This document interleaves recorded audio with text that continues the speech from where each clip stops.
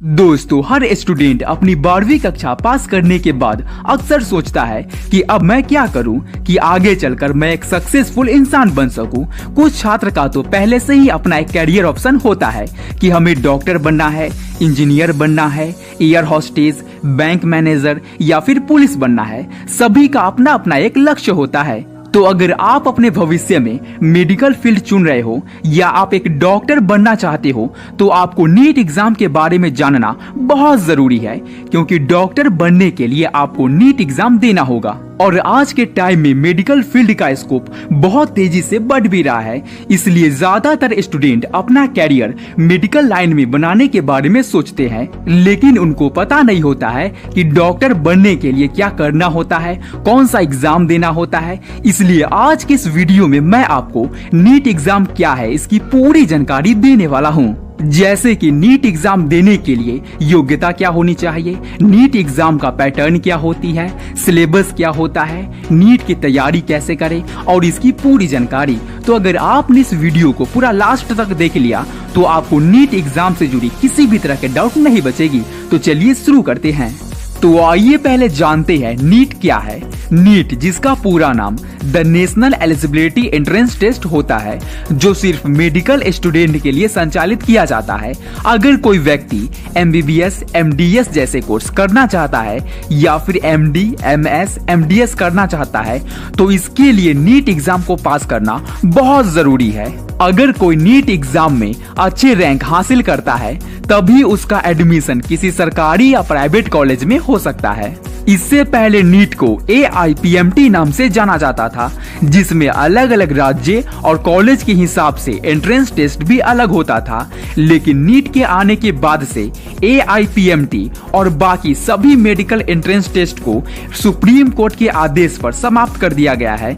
अभी सिर्फ 3 तरह के मेडिकल एंट्रेंस टेस्ट मौजूद है, जिसमें पहला आता है नीट किसी सरकारी या प्राइवेट कॉलेज के लिए, दूसरा आता है AIIMS एंट्रेंस टेस्ट जिनको AIIMS में एडमिशन चाहिए, और तीसरा आता है JIPMER उनके लिए है जो जवाहरलाल मेडिकल इंस्टीट्यूट में एडमिशन चाहते हैं।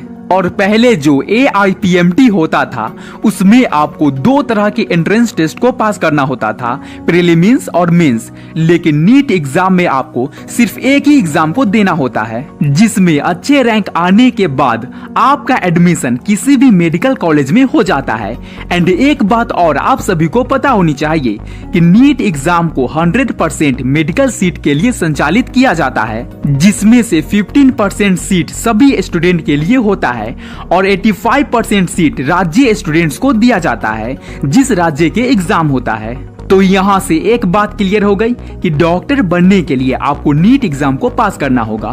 तो चलिए अब जानते हैं कि नीट एग्जाम को देने के लिए एलिजिबिलिटी क्राइटेरिया क्या होनी चाहिए। दोस्तों, नीट की परीक्षा NTA National Test Agency conduct करती है, जो कि नीट एग्जाम देने वाले स्टूडेंट के लिए कुछ योग्यता रखी है। जो स्टूडेंट उस योग्यता को पूरा करता है सिर्फ वही स्टूडेंट नीट एग्जाम को दे सकता है। नीट की परीक्षा में बैठने के लिए आप 12th क्लास पास होने चाहिए 55% मार्क्स के साथ। इसके बाद ही आप नीट परीक्षा के लिए आवेदन कर सकते हैं। लेकिन अगर आपके 50% से कम है तो नीट परीक्षा के लिए आवेदन नहीं कर सकते हैं।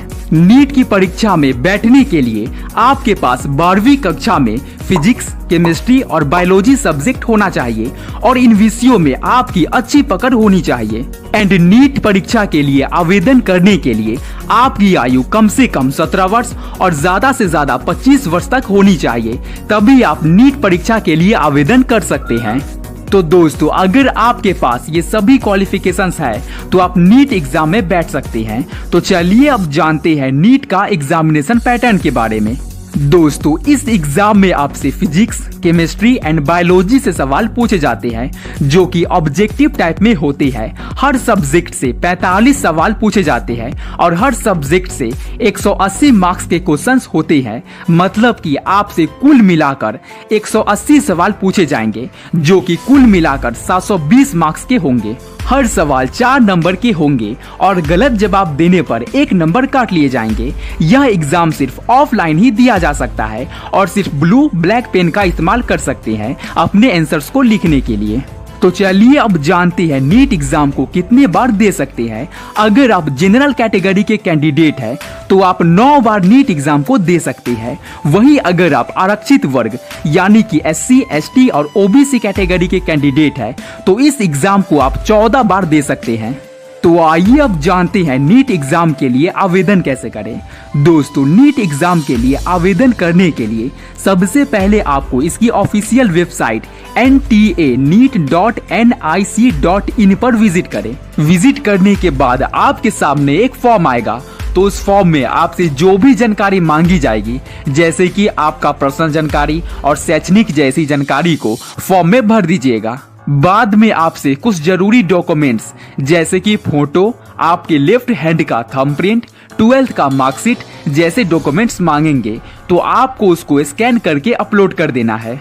ये सारी प्रोसेस पूरा करने के बाद आखिरी में आपको उनकी फीस देनी होगी। फिर फीस देने के बाद आखिरी में कंफर्मेशन पेज पर प्रिंट निकाले और फॉर्म को सबमिट कर दें।